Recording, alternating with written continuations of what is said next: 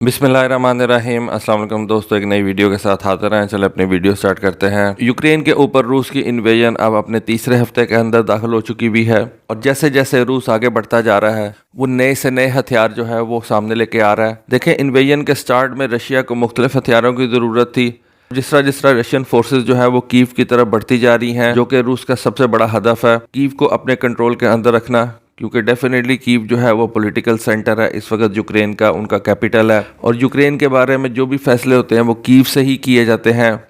वहाँ पे उनकी पॉलिटिकल एलीट जो है वो बैठी हुई है। इसी वजह से कीव को हासिल करना रशिया का सबसे बड़ा ऑब्जेक्टिव है। जैसा कि आपको पता है कि यूक्रेन और रूस की जो बातचीत हो रही थी तुर्की के अंदर, वो फेल हो चुकी भी है। देखिए, अमेरिका कभी भी नहीं चाहेगा कि रूस जो है वो यूक्रेन से बाहर निकले। अमेरिका चाहेगा कि रूस जो है वो यूक्रेन के अंदर फंसा रहे मिलिटरीली और हम उसके ऊपर इकोनॉमिक सैंक्शंस लगा दें, तो दोनों तरफ से जो है वो रूस को फंसा लें। एक तो उसकी मिलिट्री जो है वो एंगेज रहेगी यूक्रेन में, वहां पे उसका खर्चा होता रहेगा, और दूसरी तरफ हम उसकी इकोनॉमी के ऊपर जो है वो सैंक्शंस लगा दें।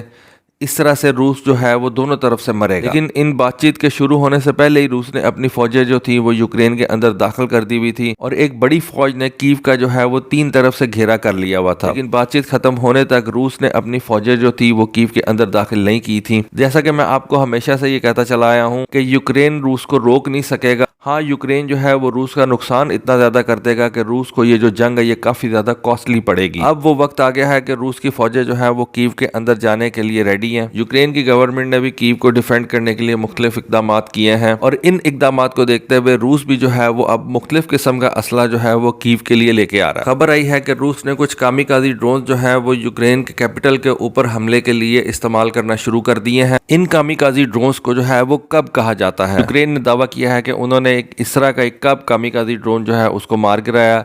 ये ड्रोन कीव के एक मोहल्ले के अंदर जो है मार गिराया गया है और उसकी तस्वीरें और वीडियोस जो हैं आप इंटरनेट के ऊपर देख सकते हैं। ये ड्रोन जो था इसके अंदर एक्सप्लोसिव मटेरियल और मेटल बॉल्स जो थे वो रखे गए थे ताकि इससे मैक्सिमम डैमेज जो है वो किया जा सके। इस ड्रोन को रूस की मशहूर क्लाशनकोफ कंपनी की एक सब्सिडरी कंपनी ने बनाया है और क्लाशनकोफ की इस सब्सिडरी कंपनी का नाम है ज़ाला एरो। इस ड्रोन के अंदर एक इलेक्ट्रिक इंजन लगाया गया है।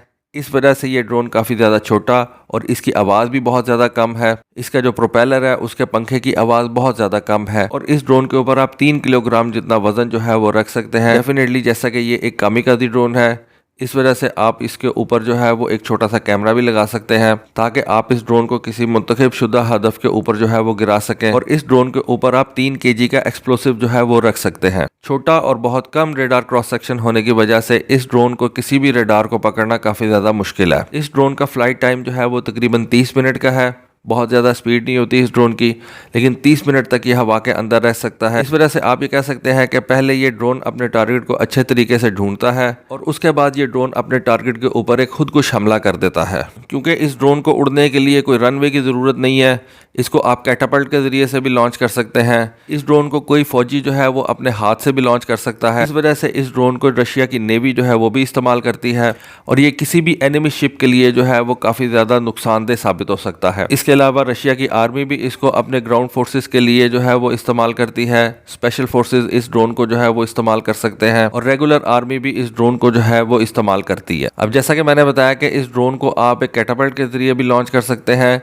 कोई फौजी भी जो है वो इस ड्रोन को हाथ से लॉन्च कर सकता है, लेकिन इस कंपनी ने एक ऐसा लॉन्चर बनाया है जिसके जरिए से आप 15 ऐसे ड्रोन्स जो हैं वो एक साथ लॉन्च कर सकते हैं और इस ड्रोन लॉन्चर को जो है वो आप किसी भी ट्रक या किसी भी गाड़ी के ऊपर जो है वो रख सकते हैं और उसको ट्रांसपोर्ट कर सकते हैं। सबसे पहले जैसा कि आपको पता है कि ड्रोन्स जो थे वो सिर्फ रिकॉनेसेंस के मकसद के लिए काम आते थे। आप अपने ड्रोन्स के जरिए से अपनी फायर जो है उसको वैलिडेट करते थे कि आपने जो आर्टिलरी फायर किया है या जो आपने कोई भी किसी किस्म का मिसाइल जो है वो फायर किया, क्या वो अपने निशाने पे लगा या नहीं। इन कामों के लिए आप ड्रोन्स को इस्तेमाल करते थे, लेकिन अब ड्रोन्स जो है वो सुसाइड मिशंस भी परफॉर्म करते हैं। ये बहुत ज़्यादा महंगे ड्रोन्स नहीं होते, इनएक्सपेंसिव होते हैं और इनको बड़ी तादाद के अंदर जो है वो बनाया जा सकता है। इस वजह से इनके ऊपर आप एक्सप्लोसिव मटेरियल रख के इनको एज ए सुसाइड ड्रोन इस्तेमाल करते हैं और आपकी कॉस्ट कम लगती है और दुश्मन का नुकसान जो है वो ज़्यादा होता है। इन ड्रोन्स को आप किसी भी बिल्डिंग के ऊपर जो है वो गिरा सकते हैं, बिल्डिंग का नुकसान कर सकते हैं। किसी भी लाइट आर्मर्ड टारगेट के ऊपर जो है वो इन ड्रोन्स को फेंक सकते हैं। ऐसी गाड़ियां जिनका आर्मर बहुत ज़्यादा थिक नहीं होता, ऐसे ट्रक्स जिनके अंदर आप ट्रूप्स जो है उनको मूव कर रहे हैं,